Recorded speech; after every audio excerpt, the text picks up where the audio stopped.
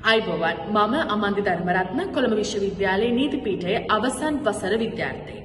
ඔබ මේ සම්බන්ධ වෙලා ඉන්නේ ක්‍රයිම් ඇන්ඩ් ඇක්සිඩන්ට් ප්‍රිවෙන්ෂන් කාණ්ඩ යටතේ සේෆ් පාත් ව්‍යාපෘතියේ 3 වන අදියරස් සමගින්. අද අපි කතා කරන්නේ ඔබේ ගම, ඔබේ නිවස, ඔබේ පවුල රැක ගන්නා ආරක්ෂිත ක්‍රමවේදයක් පිළිබඳව. ඒ තමයි අසල්වැස නිරීක්ෂණ කණ්ඩායම් ක්‍රමවේදය.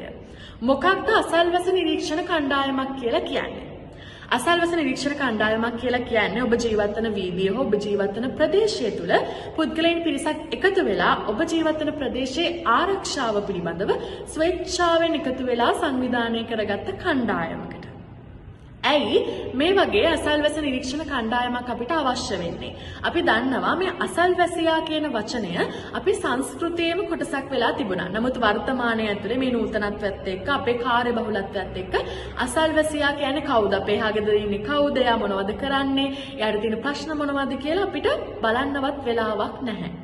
හැබැයි එහෙම වුණාට ඔබ දන්නවා ඔබේ ප්‍රදේශය ඇතුලේ ඕනම අවස්ථාවකදී හදිසි අවස්ථාවක්, හදිසි අපරාධයක්, සොරකමක් ඕනම දෙයක් සිද්ධ වෙන්න පුළුවන්. ඉතින් අන්න ඒ වගේ අවස්ථාවලට තමයි මේ අසල්වැසි නිරීක්ෂණ කණ්ඩායමක් වැදගත් වෙන්නේ.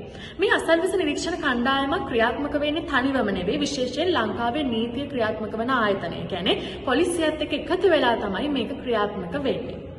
ඒ නිසා අසල්වැස නිරීක්ෂණ කණ්ඩායමක් පොලිසියත් එක්ක සම්බන්ධතාවයක් තියාගන්න එක බොහොම වැදගත්.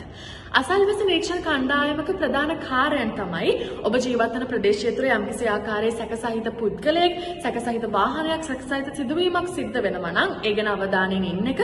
ඊට පස්සේ ඒ සම්බන්ධයෙන් ඔබේ කණ්ඩායමේ නායකයාට හෝ නැත්නම් පොලිසියට දැනුවත් කිරීමක් සිද්ධ කරන්න පුළුවන්. ඊට අමතරව මේ අසල්වැසි කණ්ඩායමකට පුළුවන් Tamanගේ ප්‍රදේශයේ ඉන්න ප්‍රජාවට ඒ සම්බන්ධයෙන් දැනුවත් කිරීම වැඩසටහන් පවත්වලා මේ ආරක්ෂාව පිළිබඳව, ප්‍රදේශයේ ආරක්ෂාව පිළිබඳව තහවුරු කරන්න.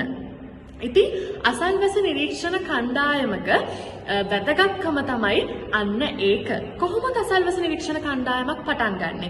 ඔබේ ප්‍රදේශයේ හෝ ඔබේ වීදිය තුල ඉන්න පුද්ගලයන් 5ක් හෝ 10ක් ප්‍රදේශීය පිරිසක් එකට එකතු වෙලා ඉස්සෙල්ලාම සාකච්ඡා කරලා සභාපති කෙනෙක්, ලේකම් කෙනෙක් ඒ විදිහට තනතුරු දාගෙන ඊට පස්සේ ඔබට පුළුවන් මේ පිළිබඳව ඔබේ ප්‍රදේශයේ ඉන්න ග්‍රාම නිලධාරීතුමා හෝ ඔබේ පොලිසියට දැනුවත් කරන්න. එහෙම දැනුවත් කරලා ඊට පස්සේ WhatsApp හරහා ඔබට පුළුවන් WhatsApp group එකක් වගේ හදලා එදිනෙදා තොරතුරු හොමාරු කරගන්න පුළුවන් වෙන විදිහේ නව තාක්ෂණික ක්‍රමවේදයක් ඇති කරගෙන ඊට පස්සේ මාසිකව රැස්වීමක් හෝ ප්‍රගතියක් හෝ ඒ වාර්තා කැඳවන රැස්වීමක් සංවිධානය කරලා මේ විදිහට ඔබේ ගම ඇතුලේ මේක ක්‍රියාත්මක කරන්න පුළුවන්කම තියෙනවා. අපි දන්නවා අපේ ආගම, අපේ ජාතිය මොකක් වුණත්, අපි ඉගෙනගත්ත මට්ටම කොච්චර වුණත් අපේ ආරක්ෂාව